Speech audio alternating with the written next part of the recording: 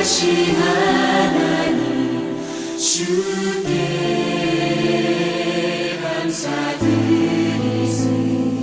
날 위해 이 땅에 오신 독생자 예수, 나의 왕과 뜻하게 주를 사랑합니다. 날 위해 이 땅에 오신 독생자 예수. 성도 여러분, 일주일 동안 행복하셨습니까? 오늘 복된 안식일 하나님의 전으로 저희를 초대해 주신 하나님께 감사를 드립니다. 살아계신 하나님의 영께서 우리를 찾아오시고 우리의 마음속에 성령이 가득한 그런 안식일 저녁이 되시기를 간절히 소망합니다. 오늘 저녁에는 사도행전 22강 주님의 마음을 쫓아간 베드로라고 하는 제목으로 하나님의 말씀을 증거하도록 하겠습니다. 사도행전 9장 32절에서 39절까지 있는 말씀 보도록 하겠습니다. 때에 베드로가 사방으로 두루 행하다가 룻다에 사는 성도들에게 내려갔더니 거기서 에니아라 하는 사람을 만나매 그가 중풍병으로 상위에 누운 지 8년이라. 베드로가 가로되 에니아야, 예수 그리스도께서 너를 낫게 하시니 일어나 내 자리를 정돈하라 한데 곧 일어나니 룻다와 사론에 사는 사람들이 다 그를 보고 주께로 돌아가니라. 욥바에 다비다라 하는 여제자가 있으니 그 이름을 번역하면 도르가라. 선행과 구제하는 일이 심히 많더니 그때에 병들어 죽음의 시체를 씻어 다락에 뉘우니라. 룻다가 욥바에 가까운지라. 제자들이 베드로가 거기 있음을 듣고 두 사람을 보내어 지체 말고 오라고 간청하니 베드로가 일어나 저희와 함께 가서 이르매 저희가 데리고 다락에 올라가니 모든 과부가 베드로의 곁에 서서 울며 도르가가 저희와 함께 있을 때에 지은 속옷과 겉옷을 다 내어 보이거늘 베드로가 사람을 다 내어 보내고 무릎을 꿇고 기도하고 돌이켜 시체를 향하여 가로되 다비다야 일어나라 하니 그가 눈을 떠 베드로를 보고 일어나 앉는지라. 베드로가 손을 내밀어 일으키고 성도들과 과부들을 불러들여 그의 산 것을 보이니 온 욥바 사람이 알고 많이 주를 믿더라. 아멘. 성령을 통한 복음 전파의 경로가 사도행전 1장 8절에 기록이 되어 있습니다. 사도행전 1장 8절을 여러분들이 잘 아시겠지만 오직 성령이 너희에게 임하시면 너희가 권능을 받고 온 유대와 예루살렘과 온 유대와 사마리아와 땅끝까지 이르러 내 증인이 되리라 라는 말씀을 주시고 있습니다. 예루살렘과 온 유대가 가장 먼저 복음이 증거되어야 할 장소이고 사마리아가 그 다음에 복음화가 되면 그 다음에 복음의 방향은 땅끝이라고 하는 목표를 향하여 하나님의 선교가 이루어지는 것입니다. 그래서 순서가 예루살렘과 온 유대가 먼저 그리스도의 복음으로 환하게 불타오르고 그 다음에 선교 지역이 사마리아 지역이 복음화가 되고 그 사마리아 지역이 복음화가 이루어지면 복음이 땅끝까지 전해지는 전초 기지가 형성이 되는 것입니다. 그래서 사도행전에 나타나는 이 성령을 통한 복음 전파의 경로는 그렇게 기록이 되어 있습니다. 그래서 지금의 시점은 예루살렘과 온 유대가 예수 그리스도를 받아들이고 성령의 충만함으로 온 예루살렘이 모두 다 하나님을 열광하고 있는 그러한 시점이 되었고 이제는 핍박을 받아서 많은 성도들이 흩어졌는데 흩어진 장소에서도 그들이 그리스도의 복음을 전하고 있었고 또 빌립이라고 하는 한 제자가 사마리아라고 하는 지역에 내려가서 그리스도의 복음을 전하는데 성령이 불붙듯 그 많은 사람들에게 임하게 되시면서 그 사마리아 성 전체가 복음화가 이루어지는 그런 놀라운 일들이 일어나는 것이 사도행전 8장, 9장 연관해서 일어나고 있는 그런 부분입니다. 그래서 온 유대와 예루살렘과 온 유대가 복음화가 되었고 이제는 사마리아의 복음화가 이루어지면 이제 복음은 순식간에 땅끝으로 전해지는 그런 시점에 저희들이 사도행전 8장과 9장을 보고 있는 것입니다. 그래서 사마리아의 이 복음화 과정은 매우 중요한데, 저희들이 지난 시간 공부한 것처럼 예수 그리스도께서 요한복음 4장에서 그 운물가의 한 여인을 만나기 위해서 가셔서 그 여인의 삶의 문제를 해결해 주심으로 예수 그리스도께서 사마리아의 복음을 전하는 제일 첫 번째 단추가 끼워졌다라는 사실을 우리가 요한복음 4장에서 우리는 확인하게 되었고, 그 뒷주자로 달려간 것이 바로 빌립이라고 하는 제자가 그리스도의 복음을 가지고 사도행전 8장에서 사마리아의 복음화를 위해서 열심히 예수 그리스도를 전했는데 그 땅에 성령으로 인한 기쁨이 가득하였더라라고 지난 시간에 저희들은 공부를 하게 되었습니다. 이제 이 빌립이 사마리아 성에 내려가서 예수 그리스도를 전했더니 그 사마리아 성에 예수 그리스도를 받아들이는 사람들이 너무 많아졌다라는 소문이 어디까지 들어갔어요? 예루살렘 성까지 들어갔어요. 예루살렘에 살고 있는 사람들이 야, 사마리아에 예수님 믿는 사람이 많아졌대. 그런 얘기를 들으니까 이제 예루살렘 교회에서는 빌립 혼자만 둘 수 없기 때문에, 그 많은 사람들을 관리할 수 없었기 때문에 베드로와 요한을 파송하게 되는 것입니다. 빌립보서 8장에 보시면은 5절, 빌립이 사마리아 성에 내려가 그리스도를 백성에게 전파하니 14절입니다. 예루살렘에 있는 사도들이 사마리아도 하나님의 말씀을 받았다 함을 듣고 베드로와 요한을 보내매라고 기록하고 있습니다. 사도행전 8장 25절 말씀을 보시면 두 사도가, 이 두 사도는 베드로와 요한을 의미합니다. 두 사도가 주의 말씀을 증거하여 말한 후 예루살렘으로 돌아갈새 사마리아인의 여러 촌에서 복음을 뭐하니라? 전하니라 라고 기록하고 있습니다. 이제 사마리아 성에 복음의 쐐기를 박는 것입니다. 베드로와 요한이 이제 더 이상 그 어떤 다른 신들도 들어올 수 없도록 예수 그리스도를 믿고 예수 그리스도로 그들의 인생을 거는, 사마리아 전체가 예수님으로 흥분하는, 성령의 충만함을 가지고 기뻐하는 성으로 바뀌어져 가고 있는 것입니다. 베드로와 요한은 정말 단짝이고 두 제자는 정말 하나님의 복음을 전하는 일에 팀워크를 잘 이룬 두 사람이었어요. 사도행전에 두 사람이라는 말이 나옵니다. 많이 나와요. 두 사람, 두 제자가 커플이 된 경우들, 바울과 바나바, 그죠? 그리고 여기는 베드로와 요한. 베드로와 요한은 사도행전 3장에서 날 때부터 안전뱅이 된 자를 낫게 할 때, 그죠? 날 때부터 안전뱅이가 된 자가 성전 앞에서 구걸을 하고 있는데 이 두 사람이 뭐하러 가다가? 기도하러 가다가, 기도 시간에 하루에 3번 기도하잖아요. 9시, 12시, 오후 3시. 유대 백성들이 정해진 시간에 하나님의 성전에 가서 기도하는 그 시간에, 그 기도하러 가는 자리에서 정말 사람으로부터 외면당한 채, 버림당한 채 안전뱅이로서 자신의 미래를 그냥 이제는 저버리고 살아가는, 아무런 것도 미래에 대해서 기대할 수 없는 삶으로 살아가는 그 안전뱅이를 이제 일으켜 세운 두 사람이 누구였습니까? 베드로와 요한이었습니다. 대단한 활력을 이 두 사람을 통해서 하나님께서는 펼치셨는데, 갑자기 하나님께서 빌립을 어디로 보내셨어요? 사마리아에서 그리스도의 복음을 잘 증거하고 있던 이 빌립을 광야로 보내버리셨습니다. 광야로 보내고 난 다음에 이제 성령의 인도를 따라 이제 에티오피아 메시를 그 광야에서 만나게 되었고, 그 빌립이 광야의 부르심을 받고 내려간 그 자리에 누가 왔어요? 베드로와 요한이 왔어요.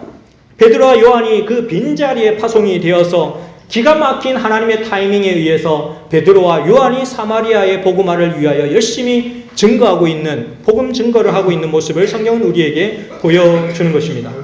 예수님을 통해서 1차적으로 복음화가 이루어지고, 빌립을 통해 2차 복음화가 이루어졌고, 사마리아 지역의 제3차 복음화가 베드로와 요한을 통해서 이루어지고 있는 모습을 우리는 확인하게 되는 것입니다. 그렇다면 이 베드로와 요한을 어떤 목적으로 하나님께서 파송하신 것일까요?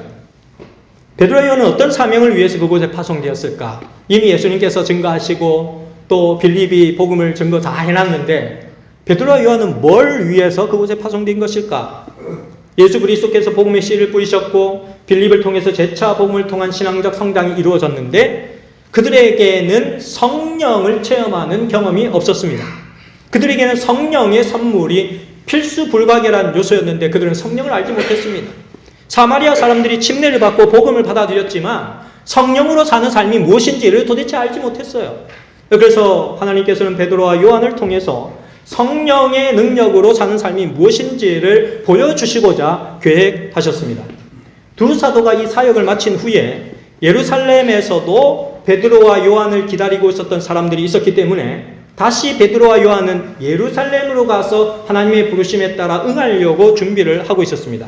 그런데 가는 길에 어떤 소문을 듣게 되는데 어떤 소문을 듣게 되느냐 하면 사마리아와 유대 중간 지역에 루다라고 하는 지역이 있는데 그 루다라고 하는 작은 도시에 믿는 사람들이 굉장히 많이 생겨났다는 거예요. 사울의 핍박에 의해서 도망간 사람들 가운데 루다 지역으로 흩어진 사람들도 있었는데 그 루다 지역에 그리스도의 복음을 받아들이는 사람들이 많아졌다는 거예요. 그러니까 베드로와 요한이 다시금 예루살렘으로 돌아가려고 하다가 그 소식을 듣고서는 루다로 향하는 모습을 우리는 보게 되는 것입니다. 사도행전 9장 32절로 가보시면 때에 베드로가 사방으로 두루 행하다가 루다에 사는 성도들에게도 내려갔더니라고 기록하고 있습니다. 이것이 사도행전 9장 32절의 말씀인데요. 이 베드로와 요한이 그냥 시간이 남아 돌아서 루다에 간 것이 아니었어요. 루다에는 갈 생각도 없었습니다. 필요도 없었습니다. 지금 예루살렘에서 자기네들을 기다리고 있는 사람들이 있었기 때문에 바쁘게 예루살렘으로 돌아갈 작정이었어요. 그런데 루다에서 들려오는 복음화의 소식을 듣고 성령의 예민한 음성에 따라서 그는 성령의 그 부르심에 다시 한번 복종하는 그들의 모습을 보여주는데 성령으로 사는 사람들, 성령으로 충만한 사람들의 특징이 무엇이냐면 성령의 음성에 매우 예민하게 반응한다는 것입니다. 성령의 음성이 들리면 자기가 이렇게 하려고 계획했다가도 그 계획을 신속하게 내려놓고 성령의 음성에 따라서 그 길을 간다는 것입니다. 갈 필요도 없고 시간도 없었지만 성령께서 말씀하시자 그들은 모든 것을 제쳐놓고 잃어버린 영혼들이 루다에서 일어나고 있다는 사실을 기억하면서 성령께서 어떻게 그 루다를 변화시켜 주실지를 기대하며 그들은 성령의 인도하심을 따라 길을 나서는 것입니다. 그래서 오늘 본문 말씀이 주시는 첫 번째 메시지는 성령의 음성을 따라서 길을 나서는 베드로와 그의 일행들의 모습을 우리에게 보여줍니다. 예수님은 날마다 사복음서를 살펴보게 되면 날마다 예수 그리스도의 사역을 감당하기 위해서 다른 사람들을 찾아다니실 때 성령의 기름 부음을 기름 붓듯 하셨다라는 그러한 그 성경 구절들을 확인해 볼 수가 있습니다. 쉴 새 없이 예수 그리스도께서는 사람들을 찾아다니셨습니다. 예수님은 하나님의 마음을 쫓아갔고 매일 아침 새벽 기도를 하면서 성령 하나님께서 부어주시는 그 마음을 따라서 예수님께서 가셨습니다. 이와 마찬가지로 베드로도 마찬가지였어요.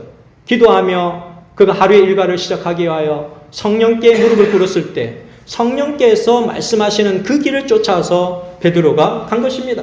그래서 하나님의 마음이 머무는 그곳에 그가 달려갔고 하나님의 마음이 머무는 그곳에서 그 사람들을 만나고 그 사람들의 마음을 어루만져주는 베드로의 모습을 우리는 확인하게 되는 것입니다. 우리 교회에서 이제 기도 특공대가 만들어졌잖아요. 기도 특공대가 만들어져서 열심히 기도를 하고 또 교인들의 필요와 또 성도님들의 또 여러 가지 상황들과 또 구도자와 또 잃어버린 양들을 위하여 기도를 하고 있습니다. 예전에 제가 교회 지남인지 어디서 보니까 기도 특공대에 관한 이 기사가 한번 실렸어요. 서울 쪽에 서중환 앞인지 동중환 앞인지 어떤 교회 이름이 생각이 안 나는데 그 교회에서 기도 특공대를 했어요. 근데 그 기도 특공대의 어떤 그 하나의 약속은 뭐냐면 언제 어디서 무엇을 하든지 간에 기도하기 위해서 모이십시오 라고 하면 30분 이내로 모두가 모이는 거예요. 예, 그게 기도 특공대. 30분 내로 지금 긴급한 일이 발생했으니 우리 교회에 와서 기도해야 됩니다. 오십시오 하면은 30분 이내로 탁 모여가지고 기도 특공대들이 기도하는 거예요. 그래서 그런 어떤 그 기사를 제가 읽은 적이 있는데 교회 지남에 그런 어떤 기사가 한번 났었던 것 같아요. 저희 교회도 기도 특공대라고 하는 이름을 걸고 정말 성령 하나님의 은혜를 간구하기 위하여 기도를 드리는데 기도하면 기도할수록 우리의 마음은 누구를 따라간다? 성령을 따라간다는 거예요. 우리 자신을 따르는 게 아니라 기도하면 할수록 우리는 우리의 마음이 성령을 따라가고 있다는 사실을 우리는 발견하게 되는 것입니다.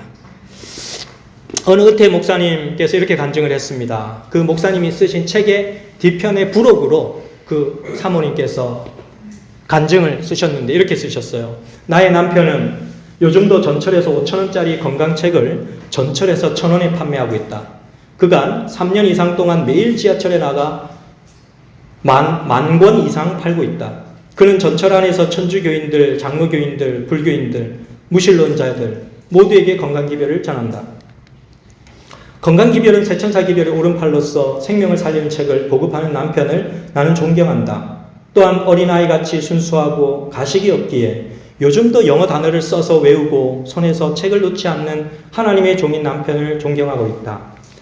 나는 지금도 눈물과 고통, 아픔과 캄캄한 일들, 날 막다른 골목과 높다란 벼랑 끝에서 구원해 주신 80여 평생 여정을 주관하시고 인도하신 하나님, 주저앉고 싶을 때 나를 인도하신 놀라운 하나님의 기적들을 증명하는 사람이 되었으면 하는 간절한 소망을 갖고 있다. 이렇게 이제 그 책에서 이제 여러 가지 얘기들을 하시다가 뒤에 이런 내용을 적어 놨어요.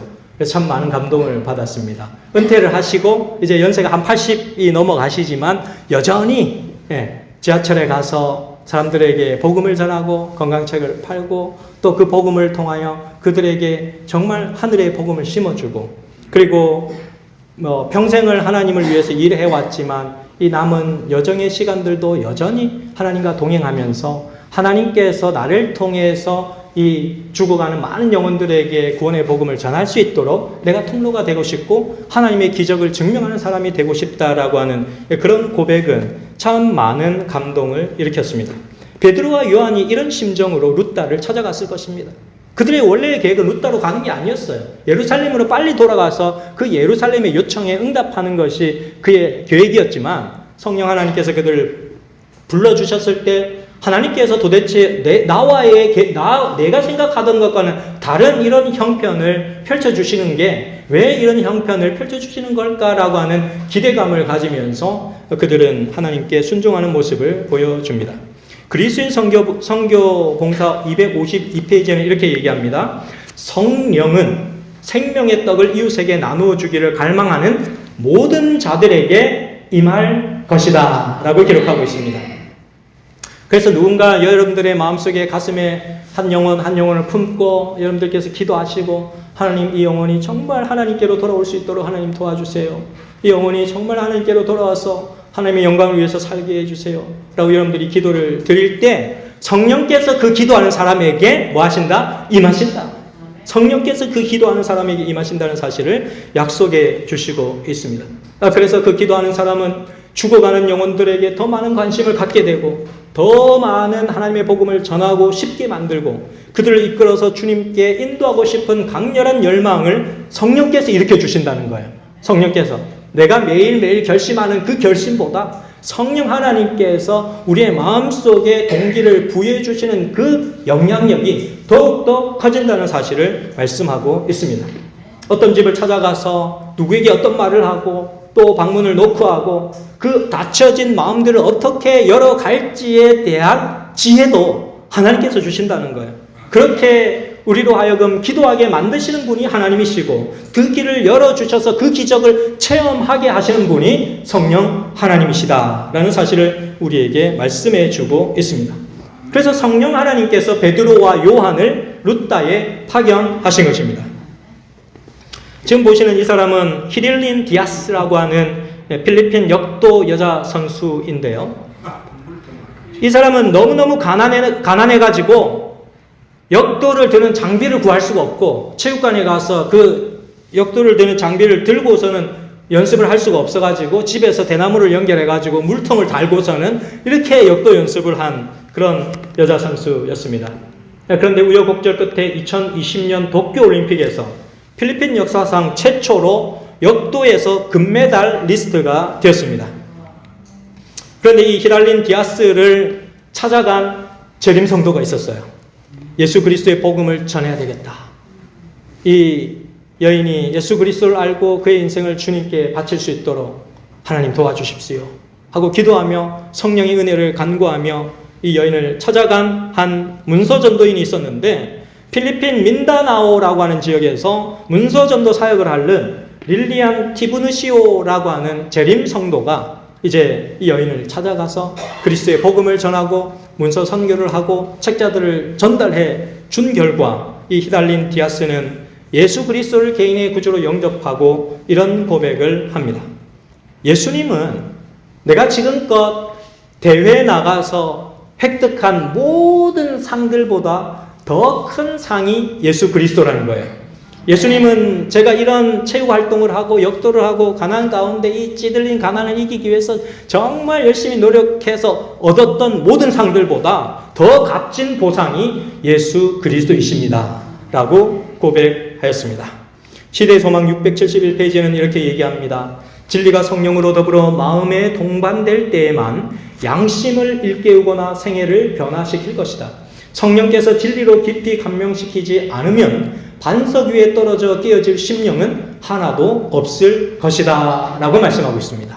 성령께서 그 마음에 들어가셔서 그 마음을 변화시키셔야 어떤 사람이든 그 마음의 결심과 변화의 촉구를 가져올 수 있다 라고 하는 사실을 얘기하고, 이러한 선수들이 변화되어서 예수 그리스도를 영접하는 그 과정 속에서도 문서전도자가 그냥 성령 하나님께 그 영혼을 위하여 간절히 기도하였을 때 성령 하나님께서 그의 마음에 찾아오신 사건을 우리에게 보여주고 있습니다. 베드로와 요한도 이러한 성령의 역사하심을 기대하고 바로 루다라고 하는 지역으로 갔을 것입니다. 33절과 34절 말씀을 보시면 거기서 애니아라는 사람을 만나매 그가 중풍으로 상위에 누운 지 8년이라.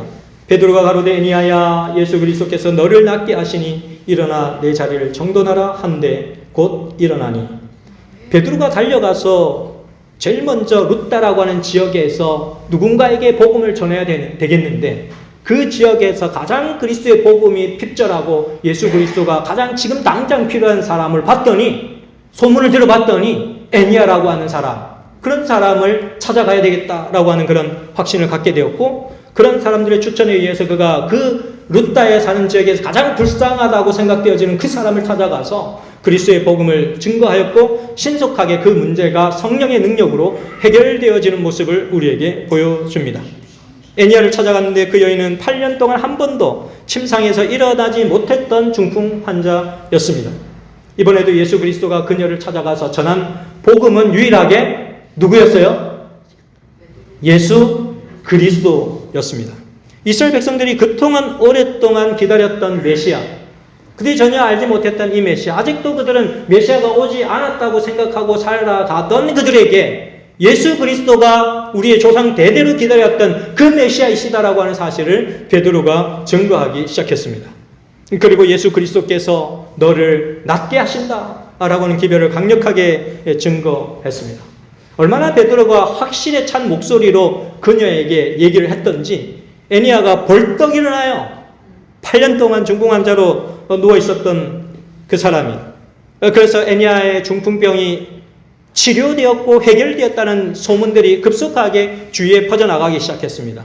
루다 지역에 사는 근방에도 요빠라는 지역과 또 사론이라는 지역과 여러 지역에 애니아라고 하는 그 중풍 환자가 예수 그리스도의 복음을 통해서 치료되었다는 사실이 많은 사람들에게 소문으로 퍼져나가기 시작했습니다. 요빠에까지 그 소문이 전달되었습니다. 한 15km 정도가 되는 거리였는데 그곳에서 급히 베드로에게 요빠로 와달라는 요청이 오는 것입니다. 거기서 다시 다비다라고 하는 한 여자가 죽었는데, 요빠라고 하는 지역에서 얼마나 선하고 착한 사람인지, 그녀가 정말 가난한 사람들을 도와주고 어려운 사람들을 도와주고 구제사업을 얼마나 열심히 했던지 그 여인이 죽었는데 많은 사람들이 그 여인의 집에 와서는 통곡을 하면서 우는 것입니다. 그래서 눈물을 흘리고 있었던 그때에 애니아라고 하는 사람이 나았다니, 그런 기적이 일어났다니, 이 지역에 다비다라고 하는 사람이 죽었는데 베드로와 요한을 급히 보내주십시오. 전달이 가게 된 것입니다. 그 얘기를 듣고서는 이제 베드로와 요한이 또다시 이곳을 찾아가는 것입니다. 베드로가 요빠에 와서 이 도로가의 다락방에 올라가 봤더니 정말 과부들이 엄청 많이 모여져 있는데 그 동네 가부들이 다 모여서 눈물을 흘리고 있는 것입니다. 베드로가 딱 들어갔더니 그 여인들이 뭘 보여줘요? 양손에 옷을 가지고 있는데 속옷과 겉옷. 예?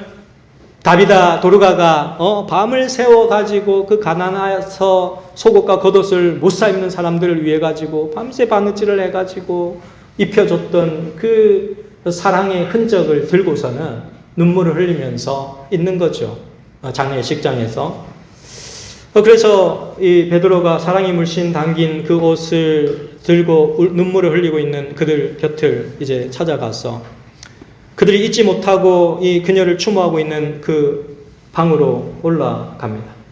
그리고 저는 그 방에 모여있던 모든 사람들을 다 내보낸 다음에 무릎을 꿇고 하나님께 간절히 기도를 드립니다. 성령의 충만함을 통하여 하나님께서 이 지역에 어떤 방법으로 복음을 증거하실지를 기대하며 그가 기도했습니다. 그랬더니 성령 하나님의 능력에 의하여 베드로가 기도한 다음에 다비다야 일어나라 라고 얘기를 했더니 기적같이 다비다가 살아났습니다. 베드로는 손을 내밀어서 다비다를 일으켜 세워주었고 밖에 있는 사람들을 다시 불러서 이 다비다, 정말로 너희들을 너무너무 사랑해줬던 그 다비다가 다시 살아난 사실을 확인하라고 베드로가 얘기하였습니다. 룻다와 욥바의 이 기적들을 바라보면서 얼마나 많은 사람들이 예수 그리스도를 믿게 되었을까요? 여러분 한번 상상해 보시기 바랍니다.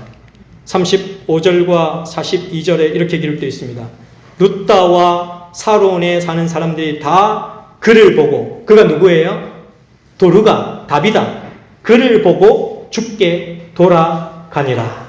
42절에 온 욥바 사람이 알고 다비다가 기적처럼 살아난 사실을 알고 많이 주를 믿더라 라고 기록하고 있습니다. 성령의 능력을 통해서 변화된 한 사람이 있으면 그 한 사람은 복음의 가장 큰 도구입니다. 굳이 우리가 8년 동안 중풍병 걸렸다가 낫지 않아도, 도르가처럼 죽었다가 다시 살아나지 않아도, 암 말기에서 투병하다가 기적적으로 치유되지 않아도 나 한 사람이 예수 그리스도를 통하여 변화되면, 진정으로 변화되면 많은 사람들이 누구를 보고 예수께로 돌아온다고요? 변화된 나를 보고 예수님께로 돌아온다는 사실을 성경 본문은 우리에게 말씀해 주고 있는 것입니다. 송기론 목사님이 이런 시를 썼습니다. 좀 긴 시인데 한번 여러분 들어보시기 바랍니다. 자신의 변화에 대해서 쓴 글입니다. 제목은 아름다운 기도라는 제목이고요. 나와 아내는 달라도 너무 다르다. 나는 오른손잡이인데 아내는 왼손잡이다. 그래서 습관에 따라 국그릇을 왼쪽에다 잘 갖다 놓는다.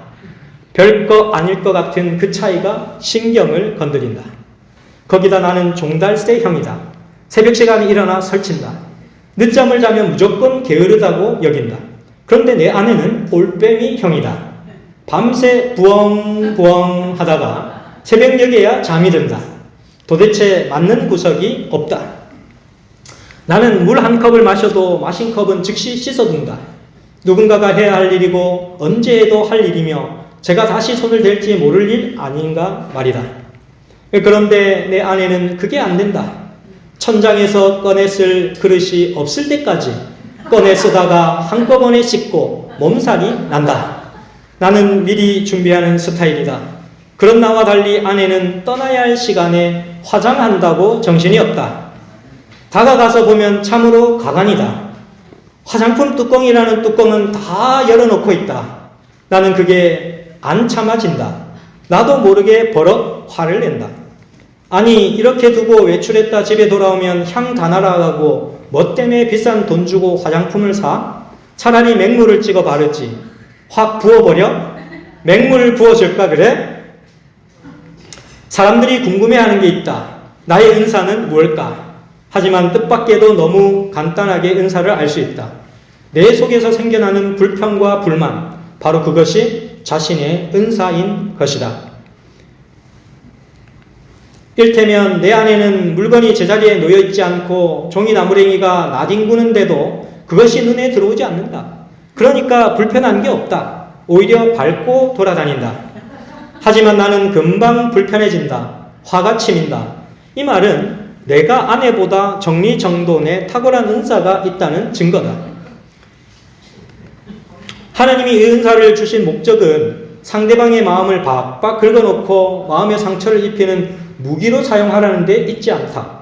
은사는 사랑하는 사람을 섬기라고 주신 선물이다. 바로 그때 내가 알게 된 사실이 있다. 내 아내한테는 뚜껑 여는 은사가 있고 나에게는 뚜껑 닫는 은사가 있다는 사실을. 그때부터 아내를 대하는 내 태도가 바뀌었다. 내가 화장한다고 앉아있으면 이제 내가 다가가 물었다. 여보, 이거 다 썼어? 그러면 뚜껑 닫아도 되지? 이거는 그래, 그럼 이것도 닫는다. 이제는 내가 뚜껑을 다 닫아준다. 그런데 놀라운 일은 그렇게 야단을 칠 때는 전혀 꿈쩍도 않던 아내가 서서히 변해가는 것이다. 잘 닫는 정도가 아니라 얼마나 세게 잠갔던지 이제는 날더러 뚜껑 좀 열어달라고 한다. 아내의 변화가 아닌 나의 변화. 그렇게 철들어진 내가 좋아하는 기도가 있다. 제가 젊었을 때는 하나님에게 세상을 변화시킬 만한 힘을 달라고 기도했습니다. 하지만 중년이 되었을 때 인생이 얼마나 덧없이 흘러가는지를 알게 되었습니다. 그래서 저와 함께 평안히 살도록 인도해 달라고 기도했습니다. 하지만 늙어 여생을 돌아보게 되었을 때 저는 저의 우둔함을 깨달아 알게 되었습니다. 그리고서는 마지막 그가 드리는 기도는 나의 변화를 위하여 내가 변화될 수 있도록 하나님 도와주세요 라고 기도했더라면 내 인생이 얼마나 행복했을까라고 하는 그런 내용으로 이 아름다운 기도라고 하는 내용을 마무리를 짓습니다.